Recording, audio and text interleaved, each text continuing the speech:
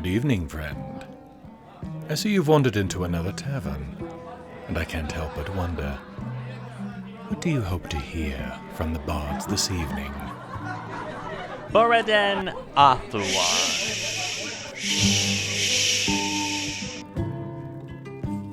Tonight, dear listeners, I tell you the tale of Moriden Stormcrown, the Dragonborn of the Fourth Era.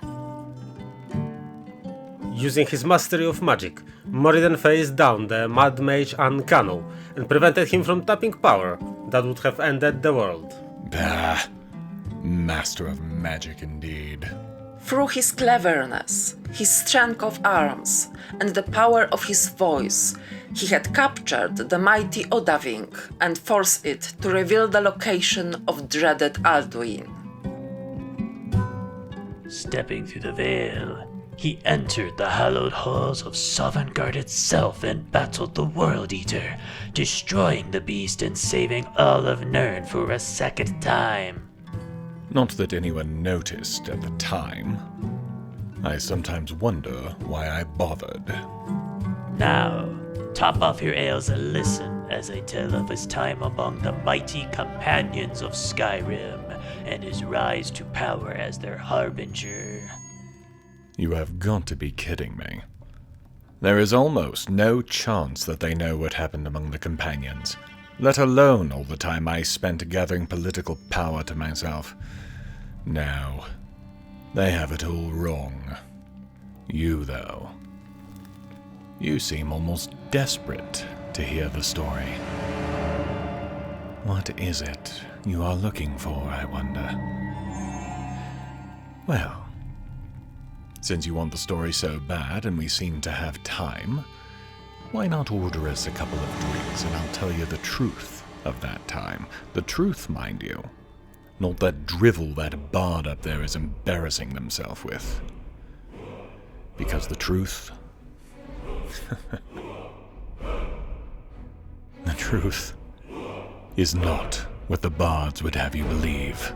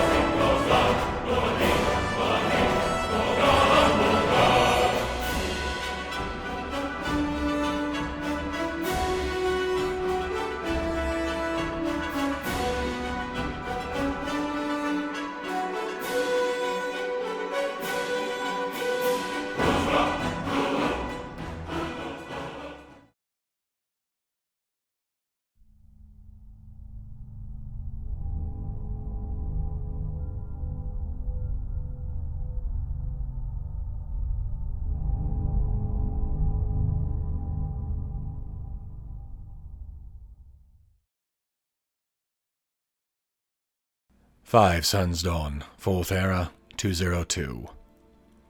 The area beyond the door was small, but the riches I pulled up were significant. Jewels, coins, and gold and silver bars were everywhere, making it hard, honestly, to bring it all back to the surface. Several trips were needed, but despite the sheer amount of items I found, it all easily fit in the pack I recovered yesterday. Remarkable piece of equipment. The enchanter in me desperately wishes to uncover its secrets, but I fear I would damage what I already have. It is time to seek out Pale Pass Cave and see what I can find about the missing guardian. Maybe after that's done I'll go back to the companions and see if my absence has had any effect on their unwillingness to give me something more important to do. An hour's ride, and then through Pale Pass Cave. And what I found on the other side defied explanation. The Civil War was over. I was there at the end. I knew that Ulfric Stormcloak was dead, possibly twice over. With luck, Alduin ate his spirit in Sovngarde before I put an end to the Dove. The point is that there shouldn't have been any battles being fought between the Legion and Stormcloak forces.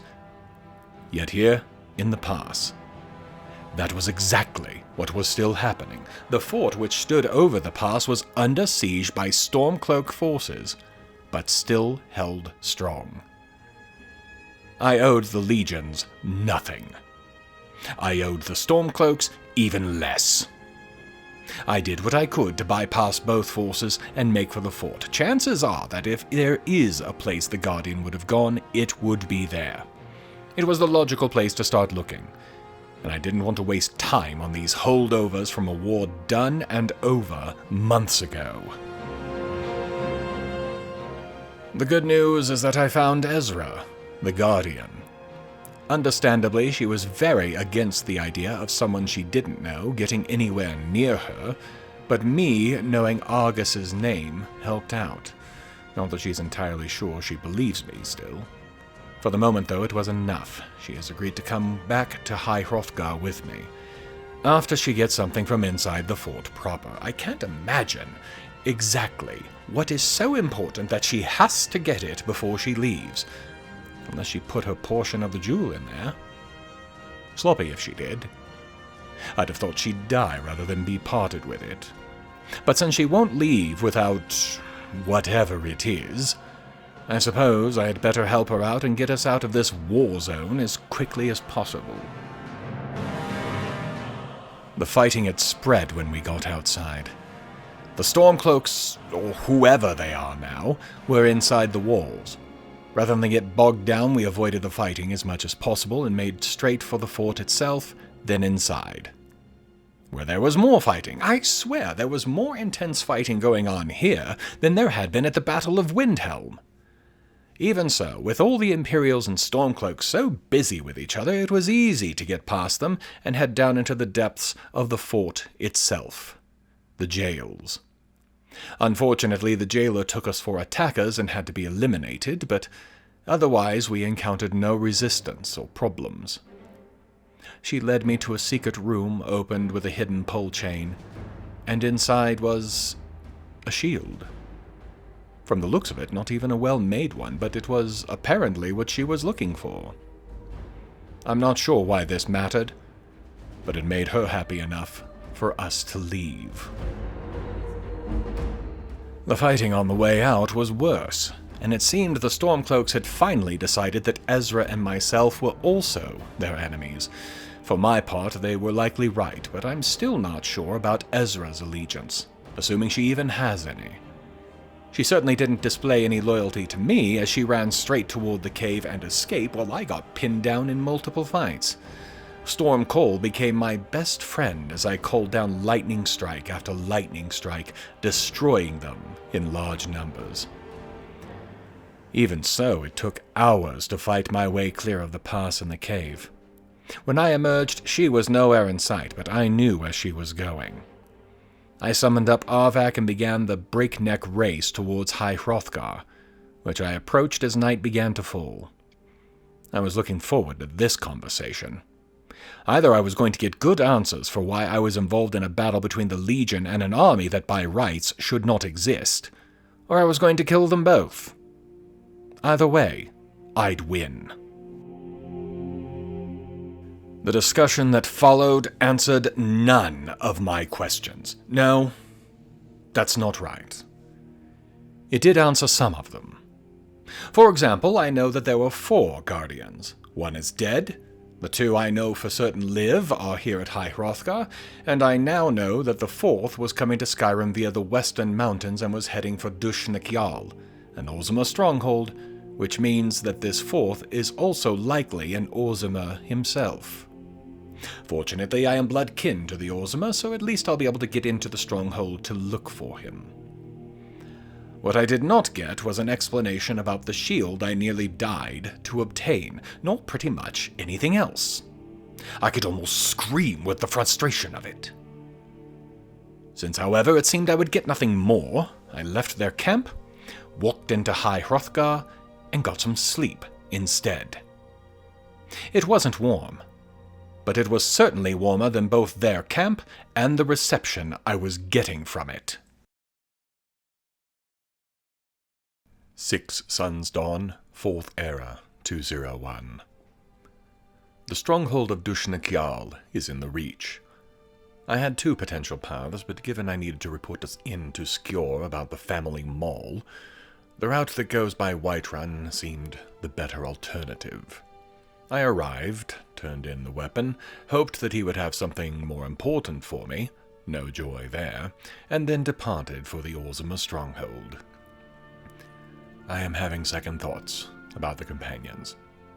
Between this strange feeling I get when I'm around the Circle and Fiotra's recent revelation that joining the Circle is somehow like giving up your humanity, there are many reservations beginning to pile up on me. Then again, how bad could it be? I was a vampire lord once, after all. My welcome at Dushnik was every bit as warm as they have been in the past. I shared some of my new knowledge of smithing with them, which they greatly appreciated from the viewpoint of the smith's art, and they filled me in on a few other things going on amongst the strongholds, including news that the cursed tribe I helped out recently does seem to be getting its act together.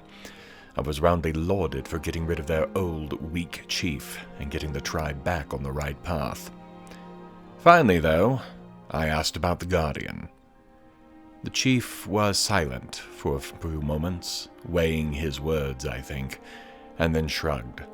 He handed me a note that the Guardian had left behind, with the comment that if he can't trust blood kin, then who could he trust? The note indicated that the Guardian knew well he was being hunted. He had left the stronghold heading east, asking the stronghold to direct searchers west. So east it will be, and if the Tong are as close behind him as he believed, I'm hoping to get to him before they do. It might be a close-run race. The Guardian is in a lot of trouble, and he may not even know it. I found a small campsite not far from the east of Dushnik, but it was empty. It also had a large blood trail leading away, which means someone, hopefully the Guardian, survived the fight. The problem is that the blood trail led to about the last place he'd want to end up. Reachcliff Cave, where the Coven of Namira is based. Now, if they have the hidden door between the cave and the feasting hall shut, then the worst he'd have to worry about is the Draugr, if more of them have risen. If not, though, well, given their taste in cuisine, the Guardian may have been invited to dinner. I'll need to act fast and hope. Otherwise, well, that would be an awkward thing to pass on to Argus and Ezra. The Guardian didn't make it. He got as far as the first main cavern before he succumbed to blood loss. He also didn't have anything on his corpse at all, which I thought would mean that the jewel fragment he was carrying is likely now in the Tong's hands. Then I noticed something odd. A reddish glow that seemed to be getting brighter the longer I stayed by the corpse. Then I noticed that I was seeing a red glow out of the corner of my eyes. Opening up my pack, all the other fragments I'd been entrusted with were glowing, and I understood. I looked back at the body of the Guardian, drew a dagger, and sliced his guts open. As I had predicted, the remaining jewel piece had been swallowed to keep it from being captured. All of the jewel fragments are now in my hands, though I doubt this is all that I need to do to get the amulet back into one piece. The parts are resonating with each other, no question, but more action must be taken, and that means talking to Argus and Ezra again. I left the body where it was. I think that the cultists will deal with the cleanup, and that's something I can just pretend I don't know. Nor will I pass it on to the living Guardians. The sun was growing close to the horizon when I made the top of the throat once again. I passed on the fate of their companion as well as his final actions in hiding the fragment. While they mourned the loss of their friend, they were also grateful he had thought as quickly as he had. With the jewel fragments now gathered, there is only the setting itself to obtain, and the Tong already has it. Negotiations are not going to be possible, so it is more likely that the only way to retrieve the setting is through more direct means. They have made camp not far from where Delphine and myself once defeated Salochnir, not far from Kinesgrove. I might be able to make that tonight, and though a night attack is hardly an unexpected thing, I have to remember I am dealing with assassins, not soldiers. I might be able to do the job with less issue in the early night hours than waiting for daylight. I took to Arvak once again. I dismounted Arvak when I reached Kinesgrove, and walked the rest of the distance on foot. Though I knew the Tong to not be soldiers, I expected they would at least post some kind of sentry. But as I approached the ruin that they were working out of, it quickly became apparent that this was not the case. Sloppy. And now likely to cost them everything. I slipped into the ruin, bow ready. 7 Suns Dawn, 4th Era, 202. I should have guessed. With all the talk of Daedric worshippers, I should have guessed that it would somehow be connected to the mythic Dawn.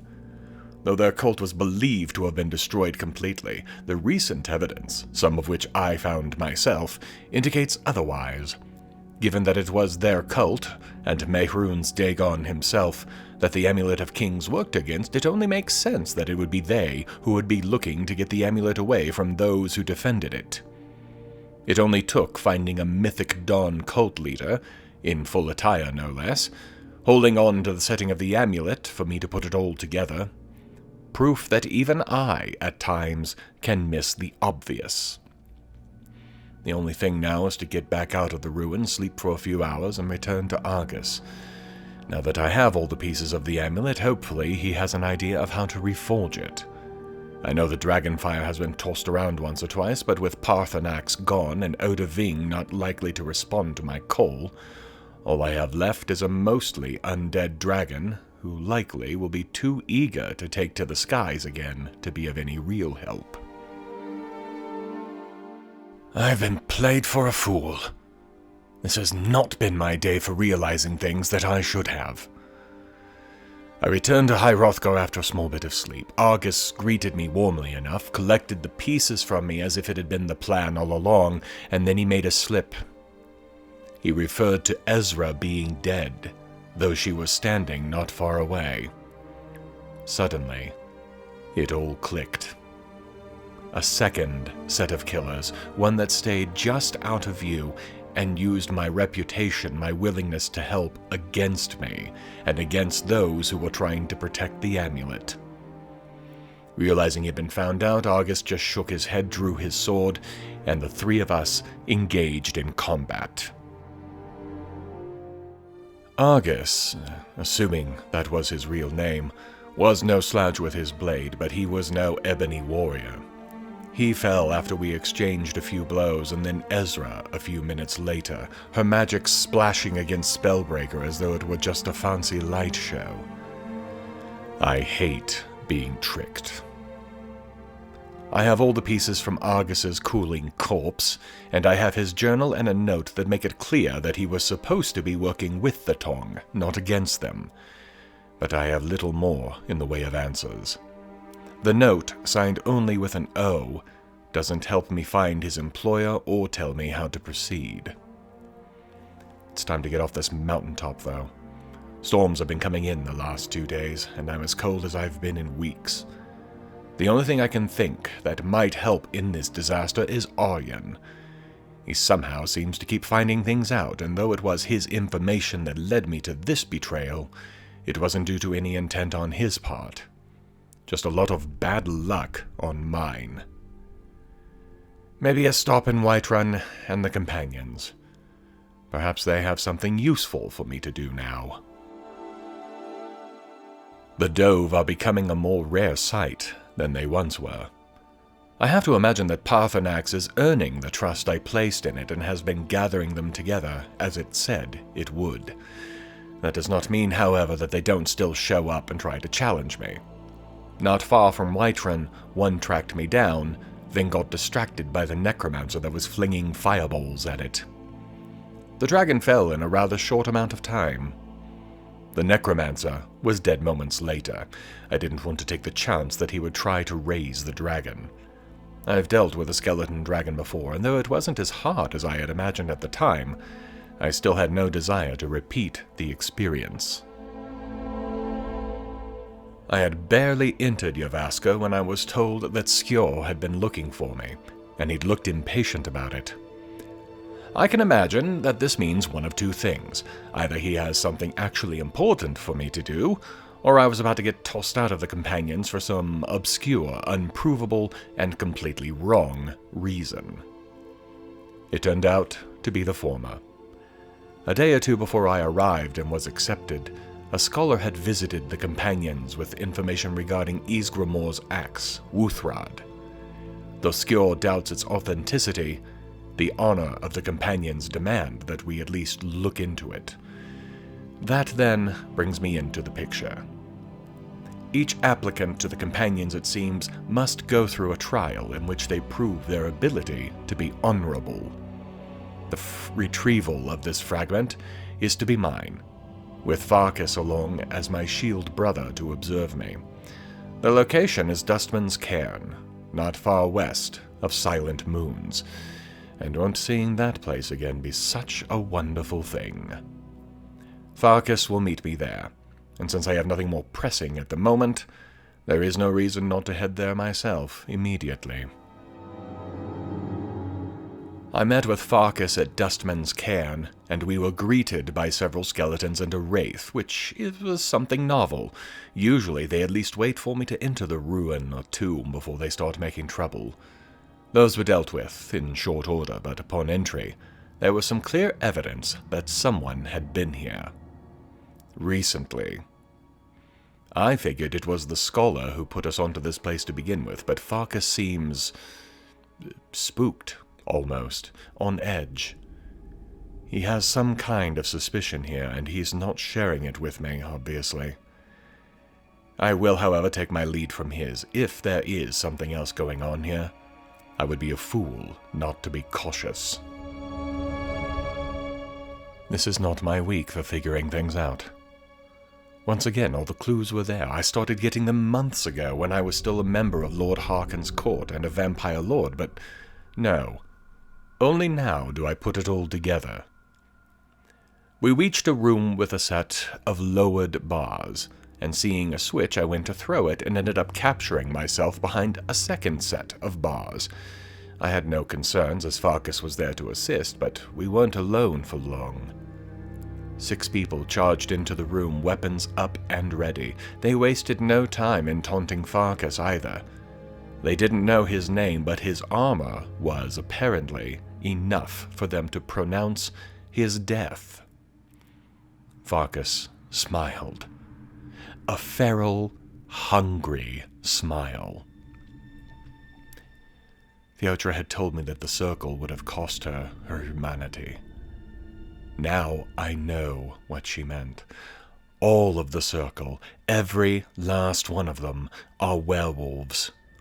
Farkas transformed in front of me, and in less than 5 seconds had torn all of his enemies to pieces. Only moments later, he was back in the form I knew, apologizing to me and hoping I hadn't been scared of it. I wasn't scared. I was terrified. The thought that 5 werewolves were just walking around inside Yavaska among the people of Whiterun? It all made sense, though. Why they had held to their neutrality when the Battle of Whiterun was going on. Why Aiela's eyes were so different, so intense. Why Kodlik's blood had tasted so very different than anyone else's. All of it fell into place. I concentrated on the mission for now. But I had to consider what to do with this knowledge. I was filled in more as we went, or rather, I was told more about the group that had tried to kill him. The Silver Hand, werewolf hunters, had been a thorn in the side of the companions for quite some time. How long, Farkas couldn't say, only that they knew the secret and had been very devious in previous encounters. This one, for example, using the companions' desire for any piece of their founder's axe to lure one in, perhaps two, and kill them. and they did indeed bring a number of their membership. I'm wondering how big the organization is, and if the numbers of them I'm killing will be the group's death knell or just a minor problem. Either way, it leaves me with a new issue of my own. I'm known to be a companion, though I don't wear the armor of the Circle. That makes me a target. So the question now becomes something new for me. I gave up being a vampire lord for reasons that still, mostly, make sense to me. I've been looking hard for something to replace that in my life. Could it be that I found it? Now that I know, I have no doubt that I will be given a "be silent or be dead" lecture soon, but the easiest and simplest way to ensure my silence will be to make me one of them. Part of the Circle. A werewolf. What will I do when that idea, inevitably, occurs to Kodlak or Skjor? Despite this being a trap for the companions, it turned out there was an element of truth to the situation. We pressed on further and located a large piece of what looks like it could have been an axe. Wuthrod, it seems, is no mere legend, and now, for many reasons, I want it. That all but makes my decision of earlier for me. It might be days, it might be weeks, but they will offer membership in the Circle to me, along with the power of the werewolf. I'm almost certain that through what began here today we will find the rest of the axe, which means that if I want the axe, its legend, and its power, then I'll have no choice but to place myself in a position to take it when it happens. Some might see this as me betraying the companions. I would argue that they have already betrayed me as Thane of Whiterun by hiding their nature. Once I have Wuthrod, I'll find a way to get rid of the wolf part of me. I did it as a vampire, I can do it again. Oblivion, the same mage in Morthal, might even be able to help me with it. But that is for later. I have an axe to find, and some werewolves to deceive. We didn't have much time to celebrate the retrieval of the axe piece, though, as about 10 or 12 Draugr decided to rise at about that point to object quite strongly to our taking it. We danced around that room, shouts going off every few seconds, ice wraiths showing up from who knows where, fireballs being lobbed across the room, pure chaos, really. And I danced among the chaos as a god. For those moments it was as though nothing could touch me, though I was to find out in the aftermath that I had taken some fairly significant wounds. Not as bad as Farkas, but bad enough that we took some few minutes afterwards to get ourselves put back together again. A truly glorious fight. My blood hasn't stirred like that in a while now. I suddenly wonder, is this maybe a result of the decisions I've made? Or possibly something of Farkas rubbing off on me? Time, I suppose, will tell me.